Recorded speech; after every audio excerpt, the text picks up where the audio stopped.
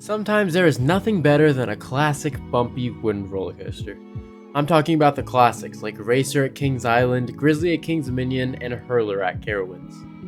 Okay, I was kidding about that last one. Please remove this thing, it is horrible. Anyways, the nostalgia of wooden coasters make it a staple at any theme park.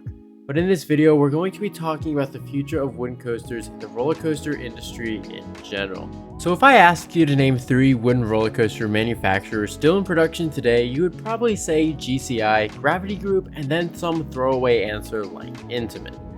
Bottom line is the wooden roller coaster market is pretty much dominated by 2 companies, GCI and Gravity Group, and they have been that way for some time.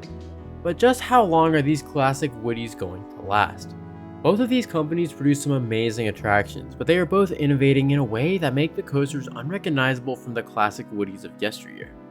For example, GCI and Gravity Group have both experimented with the idea of putting launches on their wooden roller coasters. We've seen Gravity Group try their hand at backward spikes. And don't forget about inversions. Since RMC came on the scene, every wooden coaster company wants to put inversions on their coaster, and we will probably see this in the future. The point I'm trying to make is, are those companies innovating in this direction because they want to, or is the market for traditional wooden coasters just getting smaller and they have to rely on these what some call gimmicks?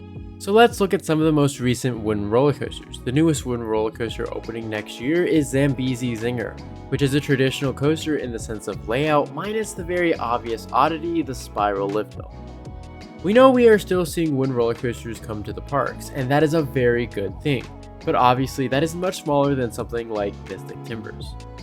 So when will we see that large-scale wooden roller coaster come to one of the parks? I'm talking about something of substantial size and thrill. Let's think about it.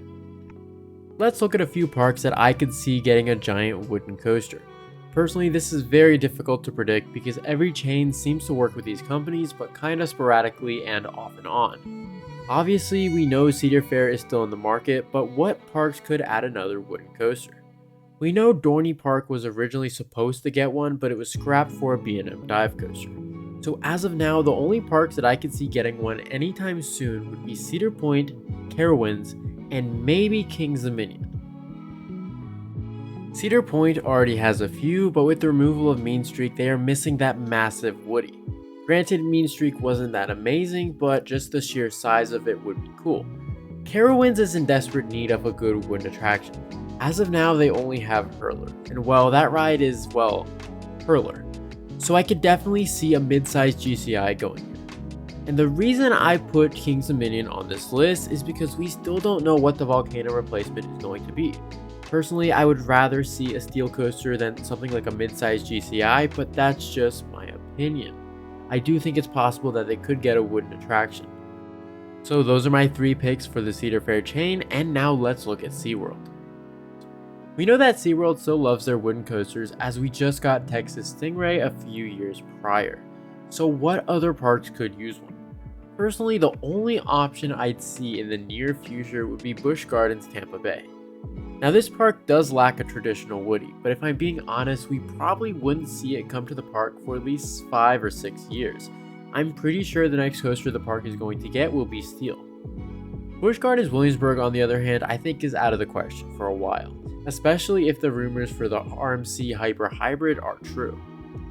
As for SeaWorld Orlando, I just really don't see it. I guess if Busch Gardens doesn't get one, maybe SeaWorld could, but I don't know, it just doesn't seem right to me. Next up, we have Six Flags, and this one is kind of tricky. We don't know exactly what the relationship currently is with the wooden coaster companies as of now for this chain, and I don't really see a Six Flags park going with a woody over other budget attractions.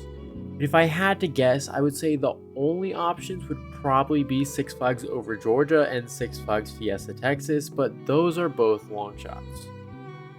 So those are my picks for where we will see the next wooden coaster at Kings Dominion, Cedar Point, Carowinds, Busch Gardens Tampa Bay, and maybe one of the Six Flags parks. As of now, my ultimate guess would be Carowinds. I think this park desperately needs a good wooden coaster, and maybe when they get it, they can finally RMC a Hurler and get rid of that thing. I know in this video it seems like I'm hating a Hurler a lot, and that's just because it's terrible. Anyways, I want you all to notice how difficult it is to really predict this. The bottom line is it's getting harder to predict wooden roller coasters because they're not as demanded as they once were. This is why companies like GCI and Gravity Group are adding special features to their coasters to entice buyers. Some people may think that this innovation of launches and inversions and spikes isn't exactly great, and some people compare it to the swing launches that are now taking over the industry. Now, on a side note, I personally love swing launches and don't view them as a gimmick, but there are a surprising number of people who despise them.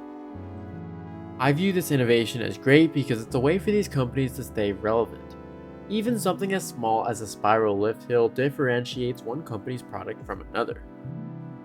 When we see additions like Titan Track come into the GCI portfolio, and we start to see that that's a lot of their business right now, it may be a little bit concerning. But I don't think the wooden coaster market is going to die off completely. It might get a little smaller and it might expand. Who knows? Right now, everyone is just going crazy for hybrid coasters and those one-trick pony things, but I think that's probably going to die down eventually. Sometimes at the end of my videos, I like to do a throwaway prediction, just a random far-out prediction that's probably not going to happen, but if it does, I think it'll be awesome because I get credit for it.